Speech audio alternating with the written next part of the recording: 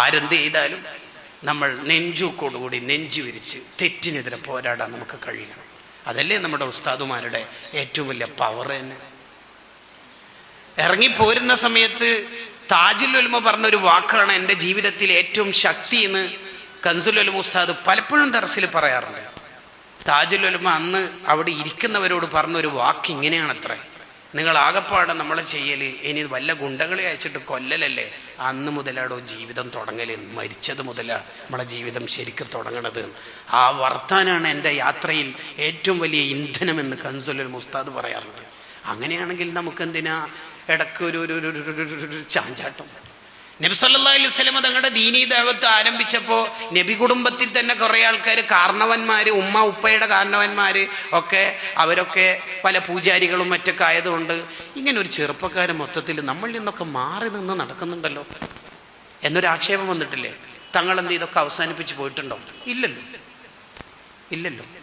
എന്നാൽ പിന്നെ അവരുടെ വല്ല പരിപാടിക്കും പീപ്പിളി വാങ്ങാനോ പൊരി വാങ്ങാനോ പോയിട്ടുണ്ടോ? എത്തി നോക്കിയിട്ടുണ്ടോ? ഇല്ലല്ലോ. മുഹമ്മദുൻ ഖായിമുൻ ലില്ലാഹി ദൂ ഹിമമി, ഹിമ്മത്തോടുകൂടി നിന്നിട്ടുണ്ട് തങ്ങൾ.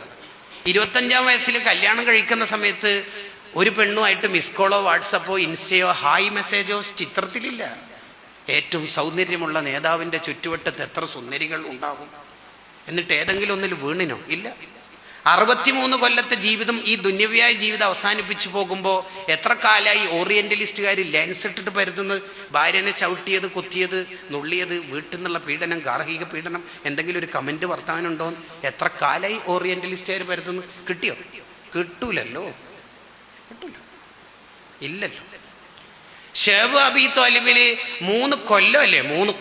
3 വർഷം പച്ചില തിന്നിട്ട് സ്വഹാബത്തും തങ്ങളും ജീവിച്ചത്. പച്ച ഇല ആട് കാഷ്ടിക്കണ പോലെ കാഷ്ടിച്ചു എന്നാ സ്വഹാബത്തിന്റെ ചിത്രത്തിന്റെ ബാക്കി ഭാഗം. ആട് കാഷ്ടിക്കണ അത്രയും തിന്നാനില്ലാത്തതുണ്ട്. എന്നിട്ട് ആ 3 കൊല്ലം അങ്ങനെ തളർന്നുകൊണ്ട് ഈ പ്രസ്ഥാനമൊക്കെ നിർത്തിവെക്കലായി എന്ന് വിചാരിച്ചോ? ഇല്ല. നിവർന്നിട്ട് തന്നെയാണ് തങ്ങൾ നടന്നത്.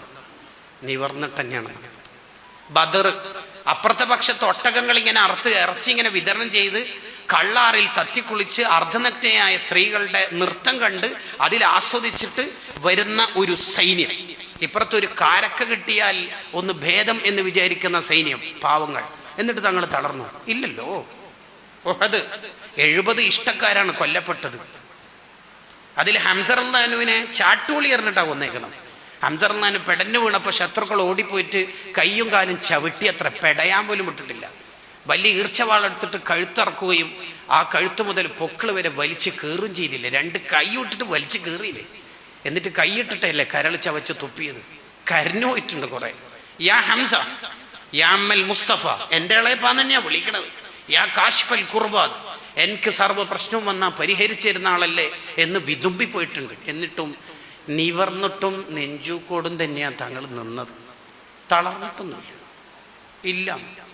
അങ്ങനെ ഹിജാബ് ആരെങ്കിലും കളിയാക്കുമ്പോഴേക്ക് അഴിച്ചു വെക്കേണ്ട തുണിക്കഷ്ണത്തിന്റെ പേരല്ലല്ലോ മോളെ. അല്ലല്ലോ. നമ്മൾ നെഞ്ചൂക്കോടെ തന്നെ നിൽക്കണം.